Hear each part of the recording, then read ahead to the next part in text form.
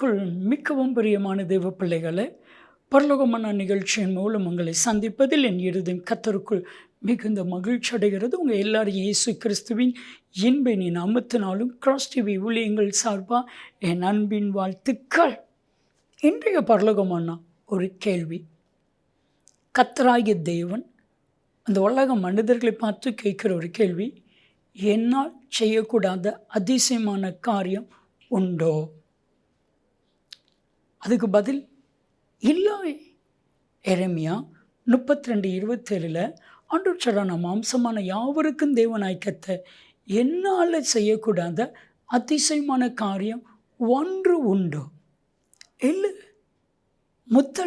முதலாவதாக வெறும் களிமண்ணை எடுத்து அதை மனுஷனுடைய சாயலாய் சிருஷ்டித்து படைத்து உருவாக்கி நாசின் சுவாசத்தை ஊதினான், ஜீவாத்மாவாய் மாறிவிட்டான். அதிசயம்.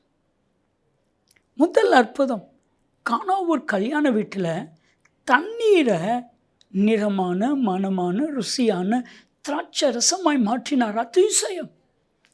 ஏன் உங்கள் வாழ்க்கையில் செய்ய முடியாதா? அவரால் செய்யக்கூடாது அதிசயமான காரியம் ஒன்றும் இல்லை. இன்னைக்கு ஒரு அதிசயம் உங்களுக்கு நடக்க போகுது.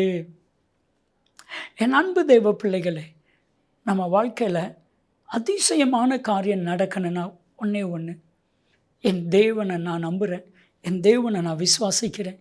என்ன விசுவாசம்னா, எரேமியா 32:17 என் தேவனால் செய்யக்கூடாத அதிசயமான காரியம் ஒன்றுமே இல்லை. செங்கடலை 2 பிளந்தார். அதிசயம். கண்மலையில் இருந்து தண்ணீரை புறப்பட பண்ணினார். அதிசயம். எண்ணி முடியாத கோடிக்கணக்கான நட்சத்திரங்களை உண்டாக்கினார். அதிசயம். நட்சத்திரத்துக்கு பெயரிட்டு அழைத்தார். அதிசயம். ஒரு எசேக்கியா ராஜாவுக்காக சூரியனை பின்னிட்டு போகச் சொன்னார். அதிசயம். சீசர்களுக்காக காற்றையும் கடலையும் அதட்டி அமைதலாயது இறையாது என்று சொல்லி அமைதலாக்கினார். அதிசயம். சொல்லிக்கிட்டே போயிட்டு இருக்கலாம். ஏன் உங்களுக்கு அதிசயம் செய்ய மாட்டாரா? நிச்சயமாக செய்வார். ஒரு நாள் ஒரு சகோதரன் ஜெபிக்க வந்தாங்க. அந்த சகோதரர் சொன்ன வார்த்தை, ஆண்டவர் ஒரு அதிசயம் செய்தால்தான் நாங்கள் வாழ முடியும். அவ்வளவு கடன் பிரச்சனை, தேவையில்லாத பிரச்சனை.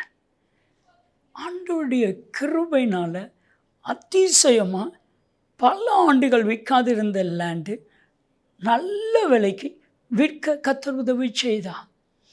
அதை வச்சு கடனை அடைச்சார், பிஸ்னஸும் செய்தார்.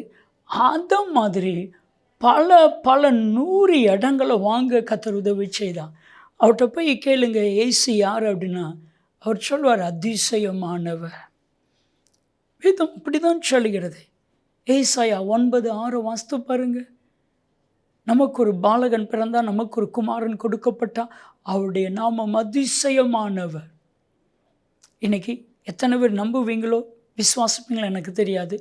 இந்த வசனத்தை விசுவாசிங்க. யோபு 9:10 ஆராய்ந்து பார்க்க முடியாத பெரிய காரியம், எண்ணி பார்க்க முடியாத அதிசயத்தை எனக்கு செய்வார், எனக்காக செய்வார், எனக்கு செய்ய வெளிப்படுத்துவார். மிகாவேல் 15 அதிசயங்களை காணச் செய்வேன். ஜெபிக்கலாமா? தகப்பனே, அதிசயத்தை காணச் செய்யும் இயேசுவின் நாமத்தில் ஜெபிக்கிறோம் ஜீவனில் பிதாவே, ஆமென். அதிசயமான காரியம் நடக்கும்.